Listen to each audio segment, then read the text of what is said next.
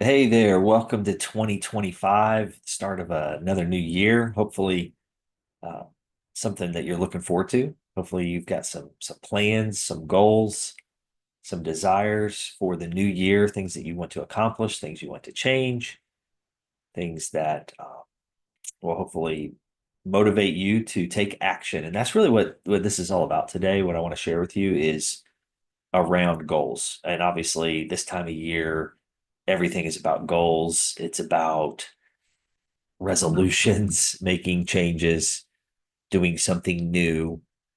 And you're going to hear about that for at least the next few weeks. And then into January, early February, things will probably change.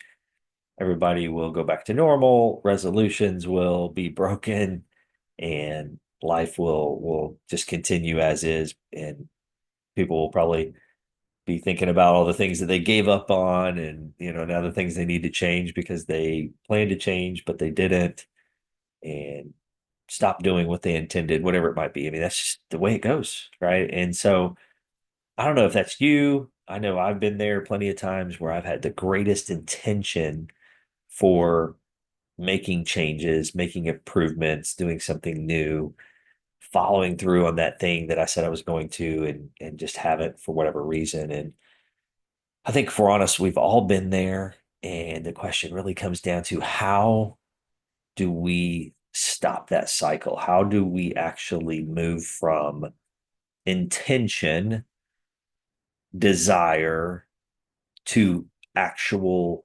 implementation and action that delivers some results? That's what goals are about, right? It's about delivering a result. And if you're like me, I'm sure you could think right now of at least one thing, if not many more, one area of your life, something that you want to change.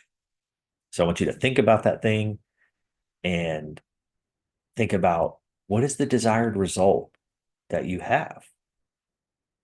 And I want you maybe to approach your goals this year a little bit differently. I know this is what I'm going to attempt to do here in my own goal setting and planning and action planning around that is I'm going to think ahead to December 31st. So I want you to do that. Think ahead to December 31st, 2025. And can you maybe picture that? Think about what you might be doing, what it feels like at the end of the year. Obviously, it'll be New Year's Eve, so you're probably making plans for something that day, but maybe just think about the morning of the 31st. What would you like to be able to look back on and say, man, I did that. I had this goal. I did it. These are the desired results. And maybe I achieved those results. Maybe I fell short, but maybe I made progress. But at the end of the day, these are the things I said I wanted to do this year in 2025, and I actually followed through. I consider 2025 a success because blank, right? You decide what it's going to be. What so fast forward to that day and ask yourself three questions. What specific results do you need to achieve this year in 2025 to consider the year a success? What are you going to be able to look back on and go, man, I followed through. I did that. I didn't give up on myself. I didn't quit. When things got tough, I continued to persevere and push forward towards my goals. So, what are those specific results? Again, specific results, not just something vague, not just the typical, I want to get in better shape. I want to eat better. I want to start a business. I want to improve relationships. I want to change my mindset. All those things are good. Those are all great things, but they're not specific results and goals. And so I think that's the key is to get much more specific, articulate that. Okay, so that's the first question. Second question is why do you need to achieve those results? What is behind the desire to make that change? Why are those results in those areas or in that area of your life important? And that's key because that's going to help you to know why you're doing this in the first place. You've got to have that sense of purpose. And then the third question is, what will you do starting today to take intentional action and position yourself for success? So what are you going to do? This stuff is not new. You've heard this. We've all heard it. It's not a knowledge thing, it's an application thing. But I think if we can distill into some real specific but simple questions, it'll help us. So let's go over those again one more time. First question: what specific results do you need to achieve in 2025 in order to consider the year a success?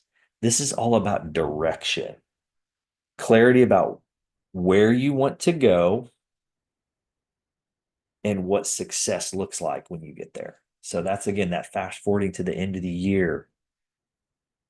You want to go end of March, fine, do it quarterly, whatever works for you. I just like the idea of kind of looking back on the year and having this sense of fulfillment, this sense of accomplishment, this sense of pride that I followed through on the things I said I was going to do this year.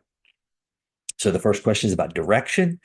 The second question: why do you need to achieve these results? Why do they matter to you? This is about inspiration.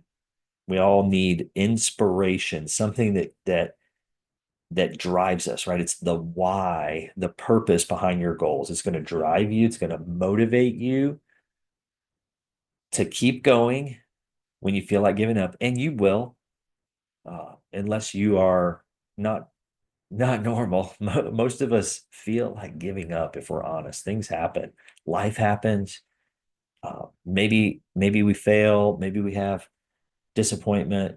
Maybe we just get busy and burn out, and we lose inspiration, right? We lose the desire. So that second question and really getting to the why and attaching it to the results is key for keeping you inspired. And then the final question is all about action. What will you do starting today to take intentional action and position yourself for success so that you can look back on December 31st and say, man, this year was a success. It's been a fulfilling, successful year. Maybe you didn't hit all your targets, but you took intentional, deliberate, consistent action toward your goals, and you didn't give up, and you continued to believe in yourself, and you're pushing ahead, and you're going to build on that for 2026 and the next year and the next year, and you're just going to continue to do that. So I want you to think about those three questions. That's really the heart of the message I wanted to share with you today, and just challenge you to think differently about your goals this year. If you've got something that's working for you and you're following through, great. Keep doing it. Don't change. But I know many of us struggle with this, at least for myself, kind of sometimes this cycle, right? That I find myself in every year of going, oh man, I said I was going to do that. I wanted to do that. I had a desire, but I didn't follow through for whatever reason.